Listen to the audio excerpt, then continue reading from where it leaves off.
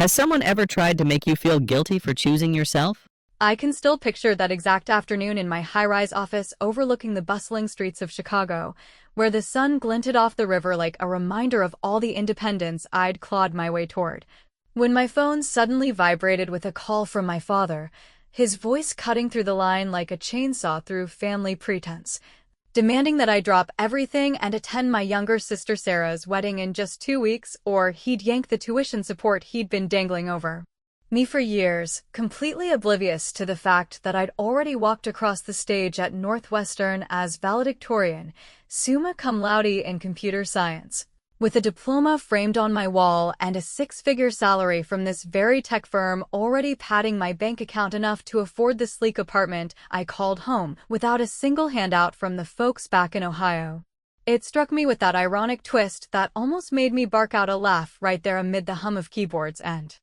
conference calls, because here was Dad, the self-appointed patriarch of our middle-class suburb life, still treating me like the aimless daughter who needed his iron-fisted guidance, when in reality I'd been secretly thriving on my own terms, coding algorithms that powered apps for major corporations while he poured his resources into Sarah's community college path and her picture-perfect engagement to Mike, that steady banker type who fit the mold of what Dad always envisioned for family stability. Hanging up after a curt agreement to show up, I leaned back in my chair feeling that familiar cocktail of resentment and reluctant amusement bubble up, the kind that comes from years of biting my tongue during his lectures about how a woman's place was in supporting the family rather than chasing those pie-in-the-sky careers. All while I hid my late-night study marathons and freelance gigs that paid for my textbooks, and then some, choosing silence over confrontation because explaining my successes felt like inviting more scrutiny or, worse, dismissal as some fluke luck. Deciding to attend wasn't about caving to his threat, though, since his money had been irrelevant for over a year now. No, this wedding presented the perfect stage for a subtle shift in our dynamic, a chance to hand him the envelope I'd prepared months earlier, filled with proof of my graduation honors, the official job offer letter stamped with my impressive salary, and a simple statement of accounts showing every penny I'd earned independently, all without turning the event into a shouting match that would overshadow Sarah's day but still deliver that satisfying click of realization he so richly deserved for his outdated control games. As I packed that evening, folding my bridesmaid dress into the suitcase alongside the crisp white envelope sealed with quiet finality, I couldn't shake the mental replay of past holidays where Dad would toast Sarah's latest achievement with beer in hand while sidelining my updates on classes with a gruff, "That's nice, but real life starts after school," his favoritism as predictable as the rust on our old family station wagon, yet it fueled my drive more than any encouragement ever could, turning potential bitterness into the sharp focus that got me to the top of my class and into a role where I led teams on projects that could change how people connected online. The drive back to Ohio the following weekend unfolded like a reluctant homecoming, the interstate cutting through endless cornfields that whispered memories of my teenage rebellion. Sneaking laptop time in the basement to build my first website while upstairs Dad and Mom argued over bills, their voices a constant underscore to my determination to break free without burning bridges entirely. And pulling into the driveway of that familiar colonial house with its peeling white paint and overgrown lawn made my stomach tighten in anticipation of the reunion, especially when I caught snippets of conversation through the open screen door, Dad boasting to Mom about how my attendance proved his influence still held sway, while Sarah's excited chatter about venue details floated in the background, her voice light and unburdened in a way that twisted the knife just a little deeper. Stepping inside with my overnight bag slung over my shoulder, I plastered on a smile as Sarah rushed over for a hug, her engagement ring catching the light and reminding me of the contrasts in our paths, her coasting on family approval versus my solitary climb. And as Dad clapped me on the back with a nod that screamed conditional welcome, I felt the envelope's weight in my mind like a hidden ace, wondering if this visit would expose cracks in the facade we'd all maintained or if I'd hold my cards close until the ceremony's edge, right when the organ music swelled and vows hung in the air, leaving everyone to grapple with the truth I'd been carrying alone for far too long. Over dinner that night, the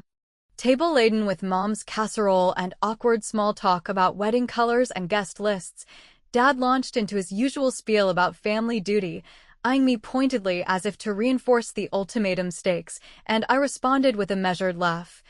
quipping that some commitments were worth showing up for even if they felt a bit like debugging an old family program full of outdated code, which earned a puzzled frown from him but a knowing grin from Sarah, hinting at the undercurrents she might sense without fully grasping, and as the evening wound down with dishes clattering in the sink, I retreated to the guest room that still echoed with echoes of my high school frustrations.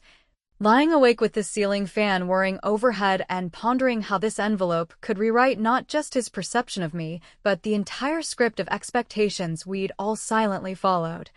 building toward a moment of silence that might finally echo louder than any argument ever could. Waking up in the guest room that morning with sunlight filtering through the faded curtains of our old Ohio home, I couldn't help but reflect on how the walls seemed to hold on to the echoes of my younger self. The one who had spent countless nights hunched over textbooks under the covers to avoid Dad's interruptions, his booming voice from downstairs always prioritizing Sarah's piano recitals or dance lessons over any whisper of my ambitions, funding her pursuits with a kind of enthusiasm that made me question if our family budget had separate ledgers for daughters based on who fit the ideal mold of suburban success. Breakfast unfolded in the kitchen with its familiar clutter of mismatched mugs and the sizzle of bacon on the griddle, where Dad held court at the table, regaling Mom and Sarah with stories of his latest golf game at the country club, his laughter booming as he casually mentioned how he'd invested in Sarah's wedding fund while shooting me a glance that implied my own path remained a risky bet, prompting me to stir my coffee a bit too vigorously and offer a wry comment about how some investments pay off in unexpected dividends, like the quiet satisfaction of charting your own course without needing a scorecard from the folks back home. Sarah, ever the peacemaker in her robe and slippers, changed the subject to the day's errands for the wedding, pulling me into a side conversation about the floral arrangements while Dad stepped out to mow the lawn, and in that brief moment of sisterly camaraderie, she opened up about the pressures building around her big day, admitting how Mike's expectations for a traditional life sometimes clashed with her dreams of traveling before settling into the banker's routine, a confession that mirrored my own hidden struggles in a way that softened the edges of my resentment and made me see her not just as the favored child, but as someone navigating the same web of family obligations I'd escaped through sheer determination and late-night coding sessions. As we loaded into the car for a run to the venue, the drive through tree-lined streets brought back flashbacks of my college years, when I'd drive home for breaks with fabricated stories about average grades to dodge Dad's interrogations, all while my inbox filled with acceptances and internship offers that I filed away in secret folders, choosing isolation over the risk of his belittling remarks that women's careers were fleeting distractions from real priorities like marriage and kids, a mindset so entrenched it almost made me chuckle at the outdated gall of it, like clinging to a flip phone in the smartphone era. Arriving at the rustic barn venue with its whitewashed walls and hanging lights, we dove into setup details, Sarah fretting over table settings while I lent a hand arranging chairs, and it was during a lull that she confided more deeply, her voice dropping as she revealed a twist I'd never suspected, that she'd nearly called off the engagement last spring after discovering Mike's lingering emails to an old flame, not full-blown betrayal, but enough emotional overlap to make her doubt if she was rushing into this for Dad's approval rather than her heart. A vulnerability that hit close to home and prompted me to share a sliver of my own guarded world, mentioning offhand how independence had its perks, but came with the loneliness of not having anyone to celebrate the small wins, like landing a project lead without fanfare. The humor crept in later that afternoon back at the house, when Dad attempted to help with the rehearsal run-through in the living room, directing us like a bad community theater production with commands for Sarah to practice her walk down an imaginary aisle while quizzing me on my post-graduation plans, his assumptions about my struggles leading to an awkward pause where I quipped that some scripts write themselves if you let the characters evolve beyond the first act, earning a bemused grunt from him and a stifled laugh from Mom, who knew better than to push back. Dinner preparations brought the family together around the stove, with Sarah and I chopping vegetables side by side, and as the conversation turned to old family photos on the fridge, she pulled out a twist of her own by admitting she'd envied my drive all along, thinking I had it easier away at university while she dealt with Dad's constant oversight, a revelation that made my envelope feel heavier in my suitcase upstairs, tempting me to lay it all bare right there amid the steam and chatter, but holding back because timing mattered in these delicate dances of disclosure. The rehearsal dinner that evening at the local Italian place ramped up the intimacy, with extended relatives toasting Sarah's future and Mike's steady presence, but Dad's sidelong comments about my unsettled life grated enough to stir my resolve. And as dessert plates cleared and the group lingered over coffee, Sarah leaned in close during a quiet moment, her eyes searching mine as if sensing the undercurrent of secrets I carried, asking point-blank if I was truly happy or just going through the motions like everyone else, leaving me on the edge of confessing my triumphs. The valedictorian honors, the salary that dwarfed family incomes, the freedom from his strings right there before the main event, my heart pounding with the dilemma of whether spilling it now would bond us closer or fracture the fragile harmony before vows sealed. The day, lingering over that probing question from Sarah at the end of the rehearsal dinner, with the candlelight flickering on the checkered tablecloths of the Italian restaurant and the hum of departing relatives fading into the night,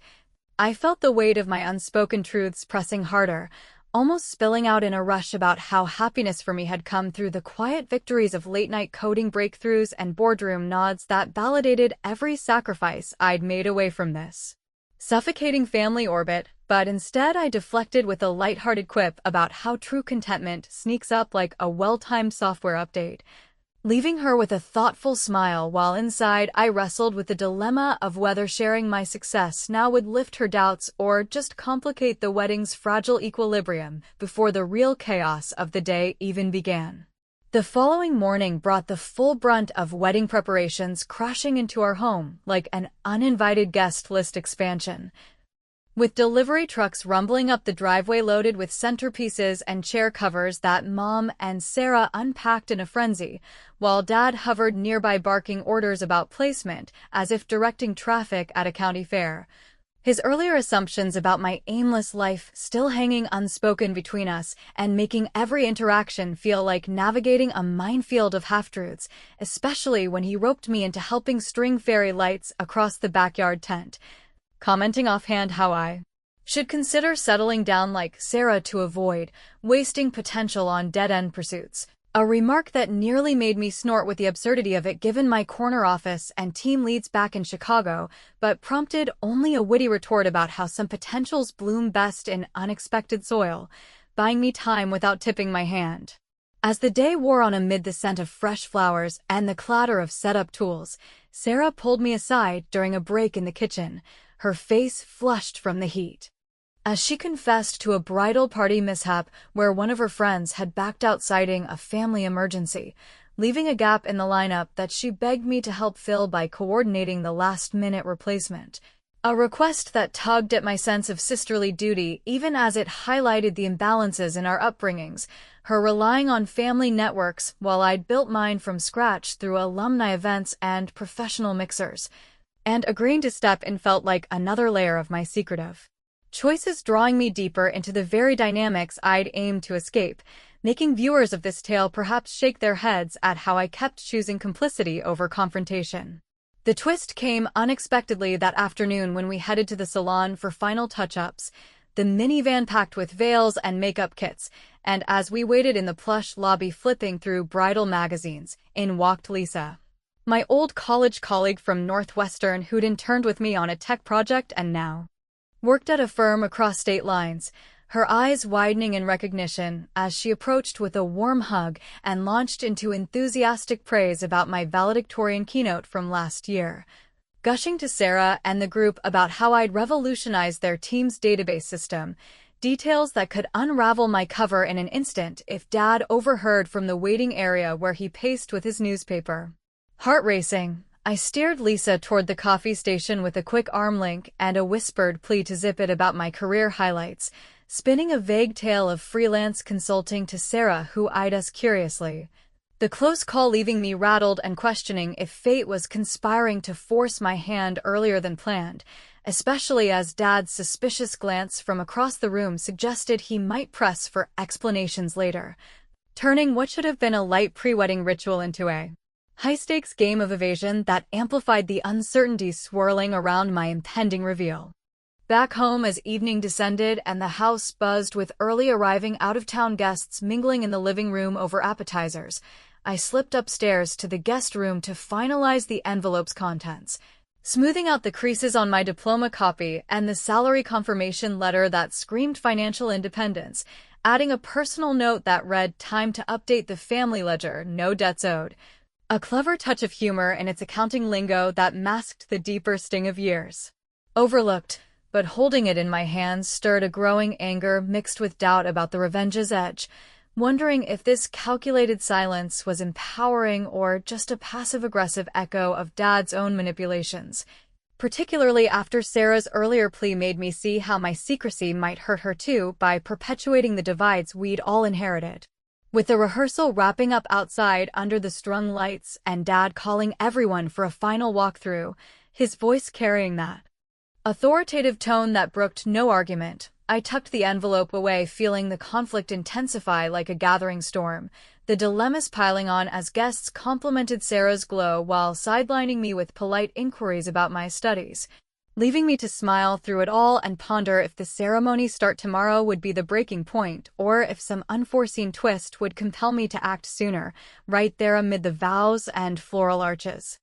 As the first light of wedding day filtered through the lace curtains of the guest room, casting patterns on the envelope that lay open on the dresser like a silent accusation, I rose early to the sounds of the house stirring with nervous energy.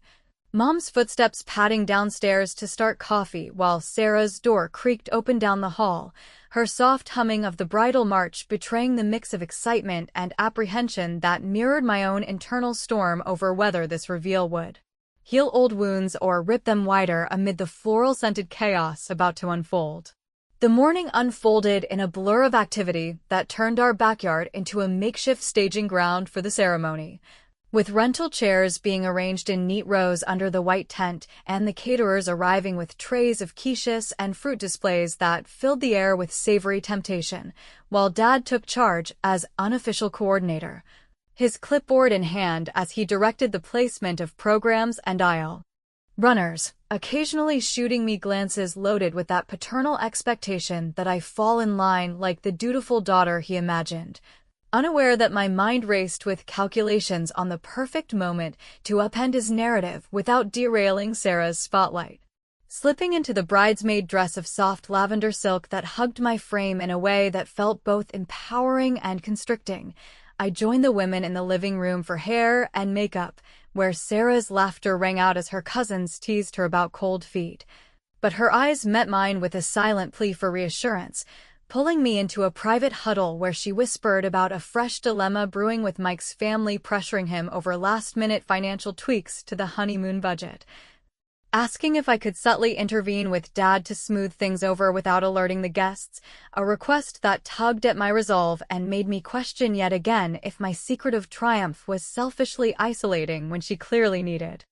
the ally I could be if only I'd bridged the gap sooner. The conflicts escalated mid-morning when out-of-town relatives began trickling in, filling the driveway with rental cars and handshakes that carried the weight of small-town gossip, and, during a brief lull in the kitchen where I refilled water pitchers, Dad cornered me against the counter, his voice low and insistent as he reiterated the importance of family solidarity on a day like this, hinting that my unreliable track record made my presence a conditional favor he was extending. A confrontation that boiled my blood with the familiarity of his manipulative tactics, but allowed me to deflect with a clever quip about how some family codes run deeper than surface appearances. like hidden lines in a program that execute only under pressure, leaving him momentarily off balance while I excused myself to check on the florist's final deliveries. Humor lightened the tension briefly when one of Sarah's uncles arrived with a comically oversized gift basket that nearly toppled the entry table, prompting a chain of jokes about wedding traditions gone overboard that had everyone chuckling, including me as I quipped that some packages reveal their true value only after the wrapping comes off.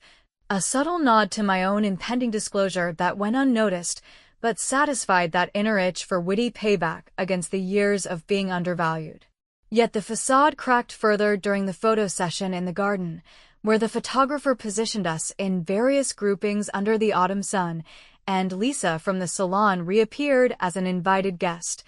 her enthusiasm bubbling over as she complimented my professional poise to a cluster of aunts who nodded along, drawing Dad's sharp attention as he overheard and pulled me aside behind the rose bushes, demanding straight answers about what exactly I'd been up to in Chicago that warranted such praise, his suspicion flaring like a warning light and forcing me to weave another layer of half-truths about consulting gigs that paid the bills but nothing permanent, all while my pulse thrummed with the risk of exposure too soon, the envelope now tucked securely in my clutch like a ticking device waiting for activation. Sarah's plea intensified the dilemma just before the procession lineup in the church annex, where she slipped away from the makeup touch-ups to grasp my arm, her voice trembling as she detailed how Mike's cold feet had evolved into outright arguments about post-wedding finances, with his parents suggesting a loan from Dad that could bind her even tighter to the family expectations she feared, begging me to use whatever influence I had to talk him down because she trusted my judgment more than anyone's after our recent heart-to-hearts, a vulnerability that pierced through my guarded plans and left me agonizing over whether to reveal my stability now as a lifeline or stick to the scripted revenge that targeted only Dad's ego, especially as the organist began warming up outside and guests settled into pews with programs rustling like whispers of anticipation. With the bridal party assembling in a line of rustling dresses and nervous smiles, Dad paced nearby adjusting his tie, his earlier confrontation still simmering in his furrowed brow, and in that charged hush broken only by the distant hum of arriving cars. I felt the moment crystallize, my hand slipping into the clutch to retrieve the envelope, its edges crisp against my fingers as I approached him with a steady gaze and extended it quietly, saying nothing more than, "This changes everything." Read it before the vows, watching his confusion deepen as he accepted it, the church doors swinging open to signal the ceremony's imminent start while his fingers began to tear at the seal, leaving the air thick with the unspoken promise of the silence that revelation would unleash. Dad's fingers fumbled slightly with the envelope seal in the dim light of the church annex, the paper crinkling like a whisper of impending upheaval just as the organ swelled with the first strains of the processional music filtering through the half-open doors, where guests shifted in their seats with programs rustling and the scent of lilies mingling with the faint polish of wooden pews, leaving me standing there in my lavender dress with my heart hammering against my ribs as he unfolded the contents one by one, his eyes narrowing first on the glossy scan of my valedictorian diploma from Northwestern that proclaimed my top honors in computer science, then drifting to the official letterhead of my Chicago tech firm outlining the six-figure salary package complete with bonuses and equity options that underscored my self-made stability far beyond any family support he'd ever imagined providing. He scanned the attached bank statements next, those meticulous records showing scholarships and freelance earnings that had covered every tuition payment for years without his knowledge, culminating in a simple handwritten note from me stating that the strings he'd pulled so tightly were now severed by choice. No debts lingered and no further ultimatums held sway. A clever encapsulation of my independence, phrased in the dry language of ledgers to mirror his own obsession with financial control, while delivering the witty sting of reversal without a single raised voice or dramatic flourish. His face drained of color in that suspended moment, mouth parting as if to launch into one of his authoritative rebuttals about duty and dependence, but nothing emerged except a profound silence that hung heavier than any argument we'd ever exchanged. his usual bluster folding inward like a program hitting an unbreakable error, and I savored the quiet satisfaction of that revenge. Not the explosive kind that shatters vases, but the subtle kind that rewires the entire system, forcing him to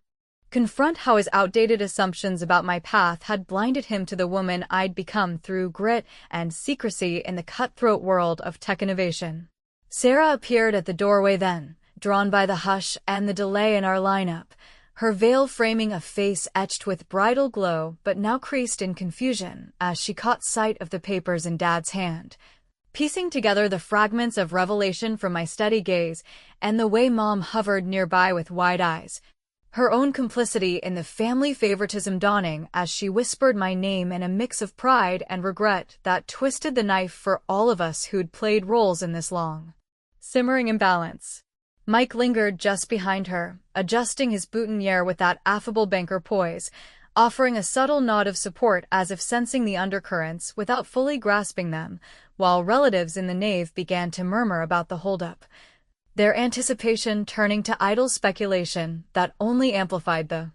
uncertainty rippling through our tight-knit circle like aftershocks from an emotional quake. Dad finally refolded the documents with deliberate slowness, tucking them into his jacket pocket without a word, his eyes meeting mine for a lingering beat that held something raw and unnameable, perhaps the flicker of respect he'd withheld for so long,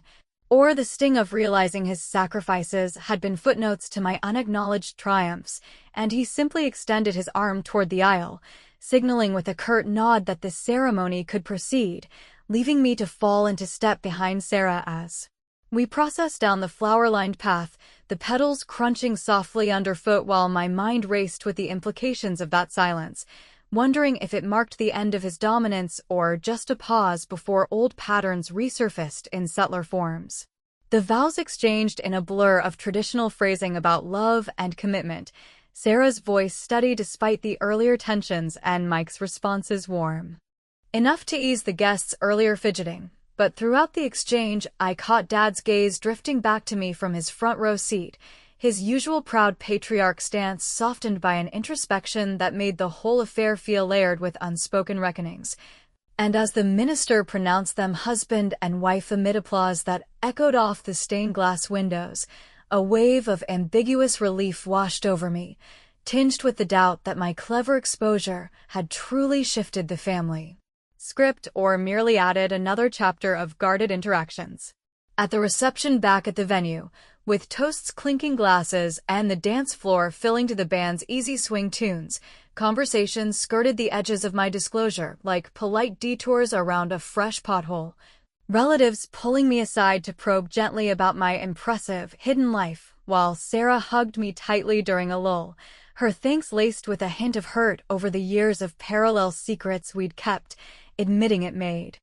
her rethink her own dependencies in a way that promised deeper sisterly bonds if we both committed to transparency moving forward. Dad approached me finally near the dessert table, the cake's sweet aroma cutting through the evening air as he cleared his throat and muttered that he was proud, in his way, adding an invitation to family dinners without the old conditions. A concession delivered with gruff humor about how some updates to the family OS come later than ideal, which drew a genuine laugh from me despite the lingering questions it left hanging. Would this silence evolve into genuine understanding, or would pride rebuild the walls between us, and had my path of secrecy empowered me at the cost of the connections I might have forged earlier in the messy tapestry of American family life, where triumphs often hide behind facades of normalcy? As the night wound down with lanterns glowing against the autumn dusk and guests drifting toward farewells, I stepped onto the porch for a breath of cool air, the envelope's impact echoing in my thoughts like an open-ended algorithm, pondering the uncertainties of what came next in this rewritten narrative, where revenge's satisfaction mingled with the poignant ambiguity of paths not fully reconciled.